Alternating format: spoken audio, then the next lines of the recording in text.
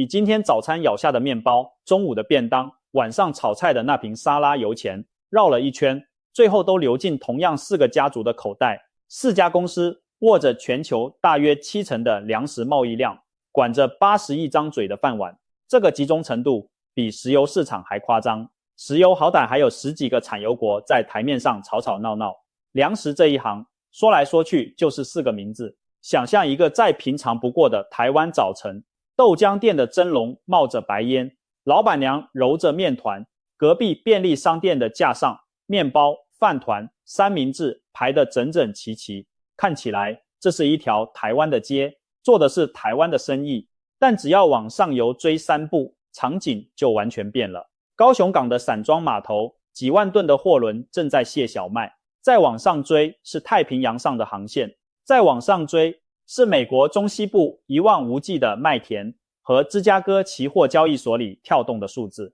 他们是谁？名字念出来，大多数人恐怕一个都没听过。ADM、邦吉、嘉吉、路易达福，4家的英文字首刚好是 A、B、C、D， 所以行内人给他们取了个外号，叫 ABCD 4兄弟。为什么做粮食的偏偏多是家族企业？行内流传一个讲法，粮食买卖靠的是信用和保密，一单生意动辄几10万吨，口风不紧的人做不了这行。而从古到今，最会保守秘密的组织都是同一种家族。这4兄弟有多大？把他们2022年前后的年营收加起来，将近4000亿美元，比全世界大多数国家的政府预算还多。可他们没有国旗，没有国歌，只有仓库、船队和账本。更妙的是，这4家公司的背后站着4个家族的姓氏，有的姓氏已经淡出，有的姓氏到今天还牢牢抓着公司不放，抓了160年。今天我们要做一件事，从你早餐的那颗面包开始，一路往上追，追面粉，追小麦，追货轮，追港口，追期货市场，最后追到那4个家族的名字。这一路上有南北战争后的一座小谷仓，有法国乡下的10几岁少年，有 FBI 的窃听录音带，还有战乱年代里越滚越大的账单。这只平常看不见的手，我们今天把它一根手指头一根手指头掰开来看。先从面包说起，台湾人的早餐，面包、馒头、烧饼、油条、蛋饼，10样有8样的源头都是面粉。那面粉从哪里来？答案很直接，几乎全部靠进口。根据农业部门的统计，台湾的小麦超过9%仰赖国外，主要来自美国、加拿大、澳洲，本土种的小麦占比只有大约3/1000。1000包面粉里面，台湾土地长出来的凑不满3包。不止小麦，做豆浆、豆腐、沙拉油的黄豆自给率不到 1%， 喂猪喂鸡的硬质玉米自给率大约 2.5%。 小麦、黄豆、玉米这3样加起来，台湾一年要进口大约800万公吨。800万公吨是什么概念？平均摊下来，每个台湾人每年分到300多公斤的进口杂粮，比多数人的体重还重上好几倍。也因为这样，台湾整体粮食自给率常年在30%上下徘徊。2023年用热量计算只剩30%出头，创下近18年来的新低。讲白了，台湾人的饭碗2/3以上端在别人手上。米我们自己够吃，但只要跟面粉、油脂、肉品有关的源头几乎都在国外。而把这些源头跟台湾接起来的那条水管，就握在少数几家国际粮商手里。年纪稍长的朋友应该还记得另一段面粉的往事。1950年代美元时期，美国的面粉一袋一袋运进台湾，印主中美合作的面粉袋，妈妈们舍不得丢，裁一裁，缝一缝，变成一家大小的内衣裤。那个年代我们就知道，台湾的面粉命脉在海的另一头。那时候的小学生营养午餐喝的脱脂奶粉，吃的面食，很多也是美元物资。可以说，一整个世代的台湾人是吃着太平洋另一头的粮食长大的。70年过去了，这件事一点都没变，只是面粉袋上的字换成了我们看不见的公司名。而且这几年，这条命脉还时不时抽痛一下。2022年国际小麦大涨的时候，台湾的面粉厂接连调价，街口的阳春面、菠萝面包也跟着贴出涨价公告。很多人骂店家，其实店家也冤枉，涨价的源头在几万公里外的黑海和芝加哥。你可能会说，我买面粉是跟台湾的面粉厂买的，我吃的排骨是台湾猪，关那4家外国公司什么事？问得好，我们来自问自答。台湾的面粉厂要磨粉，得先买小麦，小麦要从北美运过来，谁去产地跟农民收购？谁安排几万吨的散装货轮？谁在期货市场先把价格锁住，免得船开到一半价格翻脸？做这些事的就是国际粮商，而国际粮商这一行，70%的生意握在4兄弟手里。换句话说，台湾猪吃的饲料、玉米、炸沙拉、油的黄豆、做面包的小麦，在漂洋过海之前，多半都在4兄弟的仓库和船舱里躺过。你在早餐店掏出的50块，有一小角会绕过半个地球，落进他们的口袋。业界的朋友都知道，台湾的面粉业、饲料业每隔一阵子就组团飞去美国，签下1年几百万吨的采购意向书。签约的对象是美国的谷物出口商，而排在出口商名单前头的，常常就是那几个熟悉的名字。好，4兄弟到底是何方神圣？我们按字母顺序一个一个认识。A 是 ADM， 全名阿彻丹尼尔斯米德兰。1902年，2个美国人阿彻先生和丹尼尔斯先生在明尼苏达合伙开了一间压榨亚麻籽的小工厂。1923年并购了一家叫米德兰的同行，3个名字凑在一起成了今天的 ADM。 这家公司最厉害的本事是把玉米变成钱。一根玉米进了它的工厂，出来可以是玉米糖浆、淀粉、酒精、饲料，货架上的汽水、饼干、糖果，配料表里常常都有它的影子，所以我们私底下叫它玉米炼金师。你喝的可乐为什么那么甜？很大一部分要感谢玉米炼金师发扬光大的高果糖玉米糖浆，比砂糖便宜，甜得又猛。美国汽车加的酒精汽油背后也有它几十年的游说功夫。一家公司同时管着别人的油箱和血糖，这本事不小。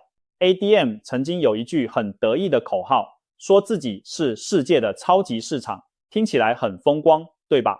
哪知道现实又反转了。1995年6月 FBI 突然搜索 ADM 总部，原来公司里有一位高阶主管叫惠特克，从1992年起就当了 FBI 的卧底，身上藏着录音机开会，前后偷录了几百个小时的录音录影。录的是什么？是 ADM 跟日本、韩国的同行围在一起，联手把饲料添加物离氨酸的国际价格调高。按外媒引述，录音带里有一句话后来变得非常有名。 ADM 的高层在会议上说，竞争者是我们的朋友，客户才是我们的敌人。这句话后来被写进无数商学院的教材，当成反面示范。1996年 ADM 认罪，缴了1亿美元罚款，创下当时美国反托拉斯罚款的最高纪录。1999年，包括副董事长在内的3名高层被判刑，刑期加起来99个月，同样是当年的记录。这个案子有多经典？美国司法部后来把它当成打击国际垄断的招牌案例，各国的公平交易机关开课都会拿出来讲。一家喊着要喂饱世界的公司，关起门来先盘算的是怎么把价格调到同行一起赚，更戏剧的还在后头。那位当卧底的主管自己也被查出侵占公司900万美元，从污点证人变成了阶下囚。好莱坞后来把这一段拍成电影，由麦特戴蒙主演。玉米炼金师的金字招牌就这样被自家的录音带刮掉了一层皮。附带一提，缴了天价罚款的 ADM 并没有倒，反而越做越大。对这种等级的巨人来说，1亿美元的罚款大概就是几个星期的生意。这也是粮食这一行的残酷之处，位置比名声值钱。今天的 ADM 是纽约上市的大公司，家族色彩淡了，但公司名字里还挂着阿彻和丹尼尔斯这2个创办家族的姓，4个家族的名字。这里先数了2个。 B 是邦吉，4兄弟里年纪最大的一位，1818年出生，算到今天208岁。1818年是什么概念？那是清朝嘉庆年间，拿破仑刚被关到圣赫勒拿岛。那一年，一位姓邦吉的商人在荷兰阿姆斯特丹开了一间贸易行，最早做的还不是粮食，是香料和殖民地的杂货。然而事情没这么简单，这间香料行后来搬了2次家，一次比一次狠。1876年，邦吉家族把重心搬到阿根廷，一头栽进南美洲的麦田和大豆田，几十年间做成了南美数一数二的谷物霸主。到了20世纪，总部又辗转搬进美国。在阿根廷，邦吉家族的事业一度大到什么程度？当地人买面粉、买面包，很难绕开他的磨坊。后来南美洲兴起大豆热，从阿根廷到巴西的大豆田，他又是最大的收购商之一。一家在荷兰出生的公司，硬是变成了南美粮仓的大掌柜。我们叫他200岁老船长，因为他的看家本领就是航运和调度，把南美洲便宜的谷物一船一船运到全世界缺粮的地方。老船长闷声发财，发了180几年，直到2001年才在纽约挂牌上市，外人这才第一次看到他的账本。外媒报道，2025年他又把加拿大起家的大粮商维特拉并进门，吨位再升一级。200年里，他换过国籍，换过总部，换过招牌上的主页，唯一没换过的是守在粮食买卖的中间位置。朝代会换，战争会打，货币会贬，但人总要吃饭，这就是老船长悟出来的长寿秘诀。邦吉，第3个家族的名字记下了。C 是加吉，4兄弟里块头最大、最有钱也最神秘的一位，我们给他的绰号叫隐形巨人。1865年，美国南北战争刚打完，一位苏格兰移民的后代威廉加吉在爱荷华州一条铁路的末端买下一座小谷仓，农民收成了要卖粮，火车要运粮，他就守在中间，收粮、存粮、转手，赚流动的钱。就这么一座谷仓滚了160年。今天的加吉总部在明尼苏达州，员工大约16万人，生意做到70个国家。他不止买卖谷物，还养鸡、养猪、榨油、磨粉、做饲料，连道路除冰的盐、工业用的钢铁、农民的贷款、金融都有他的部门。讲几个更贴身的例子，美国连锁速食店的鸡块、鸡排很多出自加吉的肉品厂，北美冬天撒在公路上的融雪盐不少来自加吉的盐厂，连巧克力的原料可可，他都是全球级的大玩家。我们一天的生活从早餐吃到宵夜，很难完全躲开他的产品。创办人1909年过世的时候，公司一度被债务压得喘不过气，哪知道剧本又反转了，接手的不是儿子，而是女婿，一位姓麦克米兰的年轻人。他把公司从债堆里拖出来，从此加吉家族与麦克米兰家族两姓联手，把这家公司一路传到今天，传了6、7代人。这个家族还有个规矩很有意思，股份抓得死紧，位子倒放得开。几十年前开始，家族就不再让自己人做执行长的位置，宁可请专业经理人操盘，家族只在董事会里坐镇，钱是家里的，方向盘给外人握，但车子开去哪还是家里说了算。它有多大？根据富比士的统计，加吉常年是全美国营收最大的未上市公司，一年营收超过1500亿美元，比全球绝大多数上市公司都大。可是你去股票市场找不到它，去书店找家族传记也几乎找不到。一家管住全球饭碗的公司，一般人却对它一无所知，这就是隐形巨人。有意思的是，这个巨人还特别怕曝光，历代掌门人几乎不接受专访，家族成员行事低调，连公司总部都盖在明尼苏达郊外的林子里，远远看过去像一座庄园，不像一家跨国企业的心脏。它到底在多少个环节赚我们的钱？有美国媒体干脆这样形容：打开你家的食物柜，几乎每一样东西都跟这家公司沾得上关系。加吉，第4个家族的名字凑齐了。不过别急，故事才走到一半。第一是路易达福，1851年出生在法国阿尔萨斯。创办人里奥波德当年只是个10几岁的乡下少年，跟附近农民收小麦，一车一车运到瑞士巴塞尔去卖，跨过一条国界，赚一段差价。10几岁就攒下了第一桶金。后来他成立公司，用的还是父亲路易的名字，这就是路易达福这块招牌的由来。我们叫他阿尔萨斯神童。神童的后代把生意做到5大洲，小麦、稻米、玉米、棉花、咖啡、柳橙汁，样样做到全球前几名。你早上喝的柳橙汁很可能就跟它有关。从巴西的柳橙园、榨汁厂到专门运果汁的船队，路易达福一手包办，是全球柳橙汁贸易最大的玩家之一。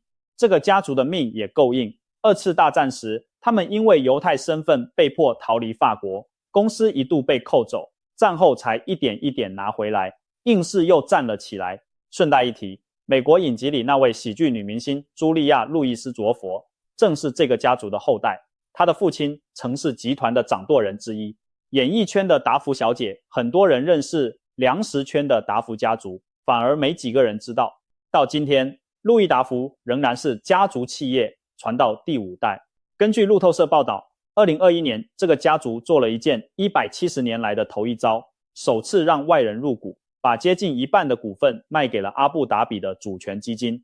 连中东的石油钱都想在粮食的牌桌上占一个位置。A、B、C、D 4个名字都认识了，阿彻、丹尼尔斯、邦吉、加吉、达福4家公司的年纪加起来超过650岁，比很多国家的历史还长。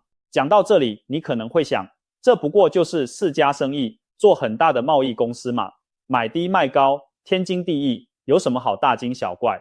可就在所有人以为粮食只是普通生意的时候，历史狠狠上了几堂课。第一堂课在1972年，那一年苏联大欠收，照理说全世界都该拉警报，哪知道苏联派出采购团绕过官方管道，悄悄找上美国几家民间粮商分头下单，神不知鬼不觉少走了天文数字的小麦。等美国政府回过神来，自家仓库已经空了一大截，小麦价格一路飙涨，连带把全球粮价拉上天。美国媒体事后给这件事取了个外号，叫世纪粮食大劫案。从那天起，各国政府才惊觉全球粮食的流向，政府居然没有粮商摸得清楚。那几年，美国国内的面包、肉品价格跟着飞涨，家庭主妇上街抗议，国会开了一场又一场听证会，把几大粮商请去问话。问完的结论很尴尬，人家买卖做得合法，只是消息比政府灵通，站在买卖中间的人永远是情报最灵通的人。这是4兄弟的第一个秘密，他们卖的不只是粮食，还有资讯。这堂课还有续集。1980年，苏联出兵阿富汗，美国总统卡特宣布粮食禁运，不准美国谷物卖给苏联，想拿粮食当武器用。结果呢，苏联转头向阿根廷、加拿大、澳洲买粮，跨国粮商的全球网络照样把货送到门口，禁运不到1年半就草草收场。这一仗让全世界看懂了一件事，政府的命令管得住国界，管不住粮商的航线。粮食武器挥出去，先痛的是自家农民，站在中间的粮商反而多赚了一段绕路的生意。第二堂课在2008年，那一年全球爆发粮食危机，国际米价从1吨300美元左右，短短4个月飙到1200美元，翻了整整4倍。小麦、玉米也跟着疯，30多个国家出现抢粮和暴动，海地的总理还因此丢了官。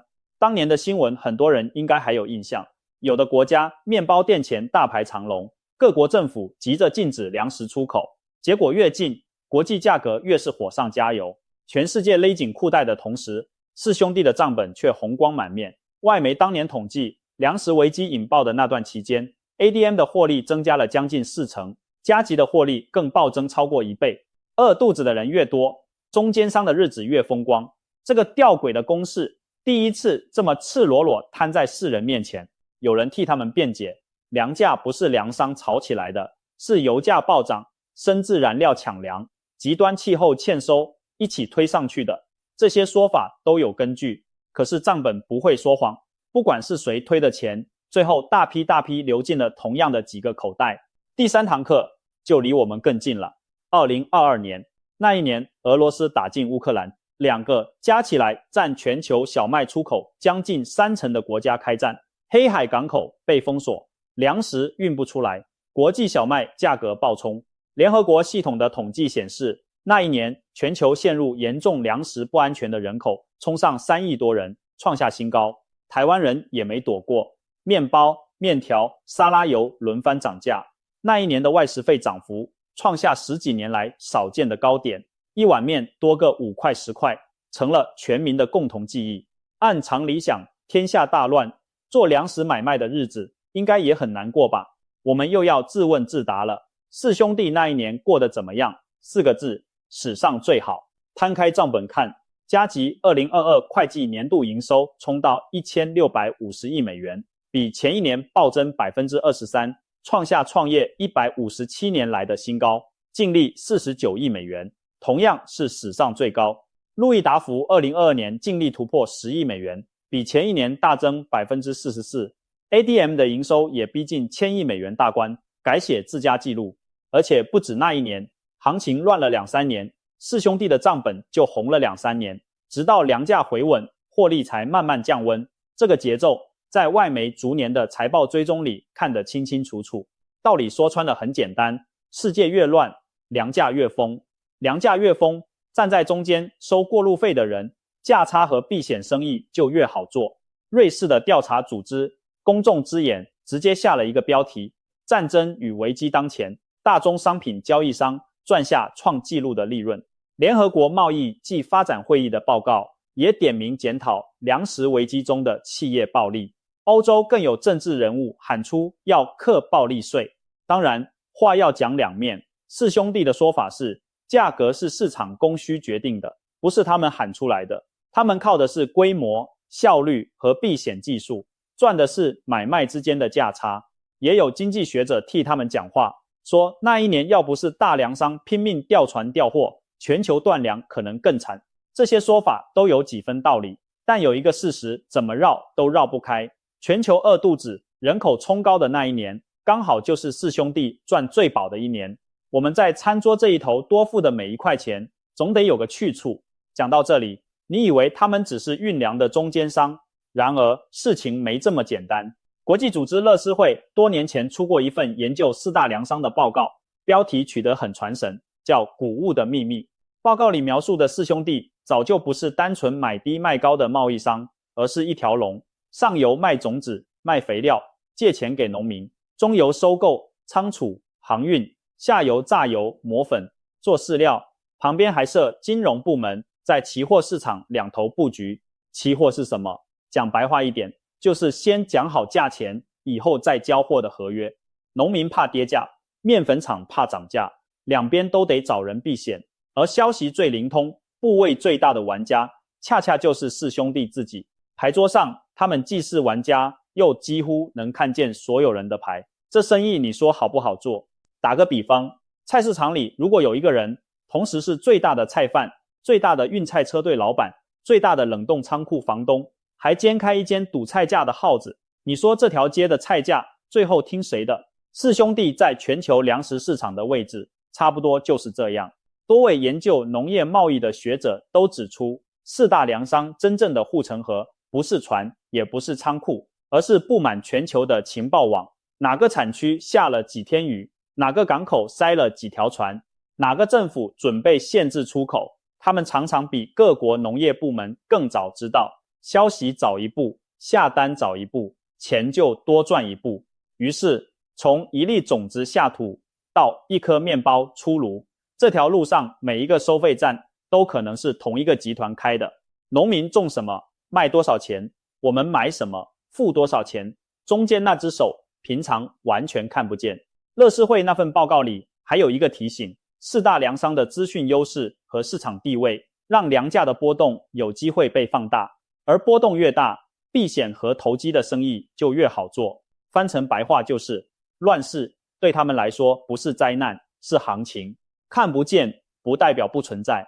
回到你明天的早餐，面包里的小麦可能坐过四兄弟的船，煎蛋用的沙拉油，黄豆可能在他们的油厂榨过，就连那颗蛋，母鸡吃的玉米饲料，都可能在他们的仓库里躺过。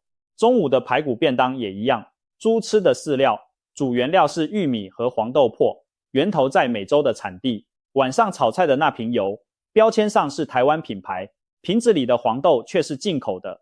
我们一天付出去的伙食费，一层一层往上游分账，最上游的那一层常常就是四兄弟。早餐、午餐、晚餐，一天3次，我们都在付钱给他们。这不是什么阴谋论，这是供应链。阴谋要藏在暗处，供应链就大辣辣，摆在光天化日之下，只是从来没有人带我们去看。为什么我们对他们这么陌生？原因也简单，四兄弟做的是公司对公司的生意，不开门市，不打广告，不做消费品牌。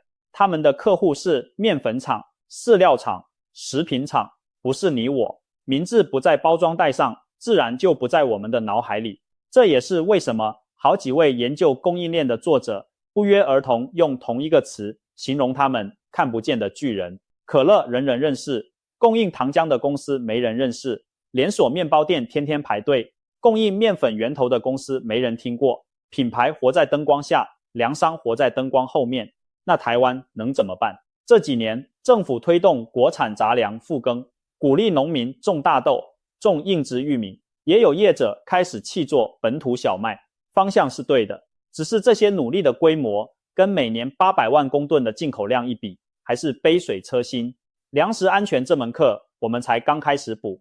最后，我们把镜头转回那个隐形巨人，讲一个到今天都没有答案的细节。四兄弟里 ADM 和邦吉早就上市，账本摊在阳光下给全世界检查。路易达福也在2021年开了门缝，让主权基金进来。只有嘉吉从1865年那座爱荷华谷仓到今天160年从来没有上市。